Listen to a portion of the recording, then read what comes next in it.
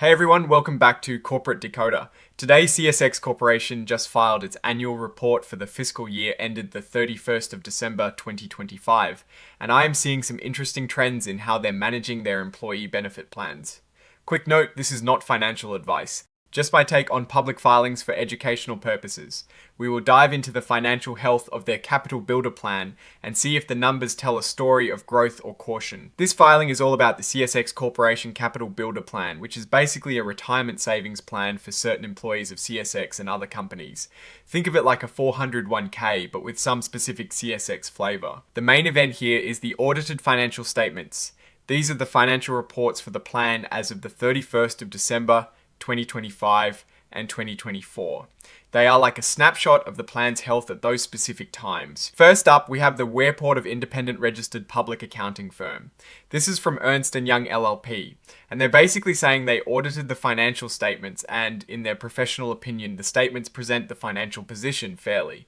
They've been auditing this plan since 1990, which suggests a long-standing relationship and stability. Now, let's get to the core financials. This is the statements of net assets available for benefits. This table shows us what the plan owns and what it owes as of the end of 2025 and 2024. The biggest asset by far is the investment in Master Trust. At the end of 2025, this was valued at over $1.6 billion, and back in 2024, it was about $1.48 billion.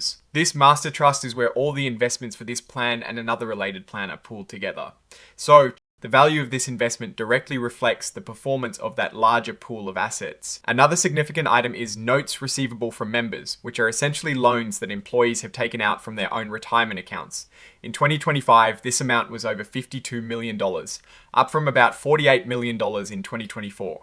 It is interesting to see this number grow, as it means more employees are borrowing from their future retirement savings. Adding it all up, the total assets available for benefits were over $1.67 billion in 2025, an increase from about $1.53 billion in 2024. On the liability side, we see accrued expenses, which are just bills that are due but not yet paid. These amounts are quite small, just under $300,000 in 2025 and about $489,000 in 2024.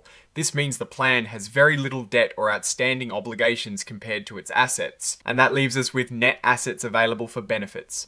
This is the real bottom line for the plan. In 2025, this figure stood at over $1.674 billion, up from about $1.536 billion in 2024.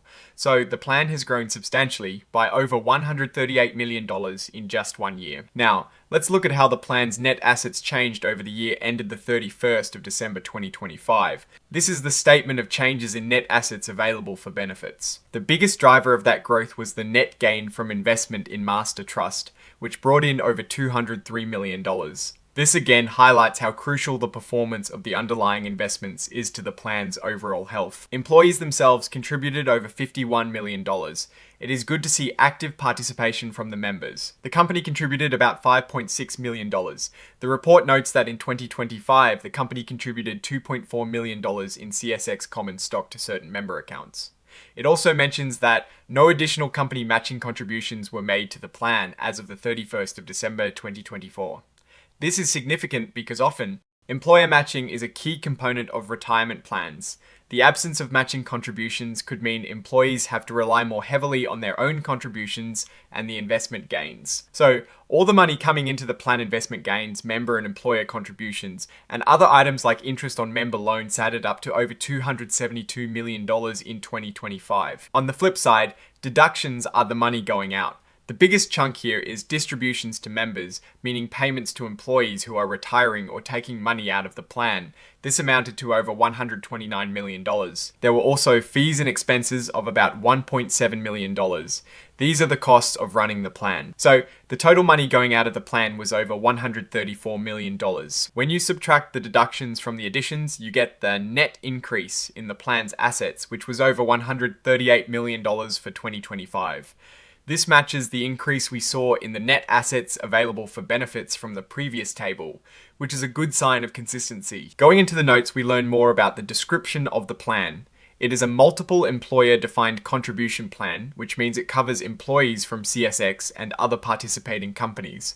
A portion is an employee stock ownership plan, or ESOP, designed to invest primarily in CSX common stock. They also mention a 401k arrangement. For contributions, members can contribute between 1% and 50% of their eligible pay, either pre-tax or Roth. Those 50 and older can make catch-up contributions. The company does contribute shares of CSX common stock annually, and in 2025 that was $2.4 million worth. However, as noted earlier, there were no company matching contributions in 2025 or 2024.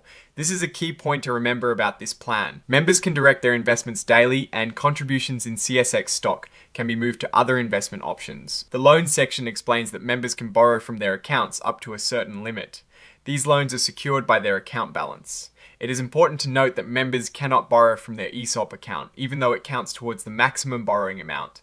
The interest rates on these loans are tied to the prime rate plus 1%. Now let's look at a really important note: investment in master trust. This section breaks down where the money in that master trust is actually invested. A significant portion of the master trust is invested in CSX common stock. As of the 31st of December 2025, this was valued at about $884 million. They also have investments in mutual funds, valued at over $281 million in 2025. A large part of the portfolio is in common collective trusts, totaling over $1.35 billion in 2025. The note explains that in the prior year, some of these were reclassified from mutual funds and other common stock into common collective trusts. This indicates a refinement in how they categorize their investments. There is also a stable value fund, valued at almost $310 million. This is a type of investment that provides a guaranteed rate of return, offering stability. The total net assets in the master trust as of the 31st of December 2025 were over $3.2 billion. The Capital Builder Plan share of this master trust was about 50%. This 50% is crucial. It means the plan's performance is closely tied to the overall performance of the master trust, and that the plan holds about half of the trust's total assets. The report details the investment gain for the master trust in 2025. The net increase in the fair value of investments was over $371 million. This, combined with interest and dividend income, led to a total investment gain of over $401 million for the master trust. The Capital Builder Plan's share of that gain was over $203 million, which aligns with the 50% ownership we saw earlier. Here we get into fair value measurements. This section tells us how they determine the value of the plan's investments. They use a 3-level hierarchy. Level 1 investments are things like stocks traded on major exchanges, valued at their quoted prices. Level 2 involves other observable inputs, and Level 3 uses unobservable inputs. For the master trust assets at fair value on the 31st of December 2025, we see that common stock and mutual funds, US, are primarily Level 1 investments, valued at over $1.567 billion combined. The common collective trust funds are mostly categorized as Level 2, valued at over $1.211 billion. This means their value is determined using observable inputs other than just direct market prices. Interestingly, the common collective trust funds measured at NAV, or net asset value, are not classified in this hierarchy. This is a practical expedient for assets where fair value can be estimated using NAV, like certain private funds. These are valued at over $143 million. Finally, let's look at the Schedule of Assets, held at end of year as of the 31st of December 2025. This lists specific assets. The main asset listed here, besides the master trust investment, is the members category, which represents those notes receivable from members. This is shown at a current value of over $52.9 million. It tells us that employees hold debt within the plan, with interest rates ranging from 4% to 9.5%. And these loans can extend out as far as 2050. So, what does all this tell us? The CSX Capital Builder Plan is a substantial retirement vehicle, heavily reliant on the performance of its investments within the master trust. The growth in net assets is positive, driven primarily by investment gains. However, the absence of company matching contributions is a point to consider for employees, as it places more emphasis on their own savings and investment choices. The increasing member loan balances also suggest that employees might be facing financial pressures. Relying on their retirement savings as a source of funds, the plan appears well managed with clear reporting and a diversified investment approach within the master trust, leaning heavily on common collective trusts and CSX stock. The risk I am watching is the direct exposure to CSX common stock within the master trust. While this can magnify gains, it also amplifies losses if the company's stock price falters. The lack of company matching is also something potential employees should note when evaluating this plan. All the research tools I used to break down this filing are linked in the description. They are essential for keeping this channel's lights on. That is my take. Stay decoded. If this analysis was valuable, hitting that like button really helps, and subscribe for more deep dives. Don't forget to check out the Discord in the description.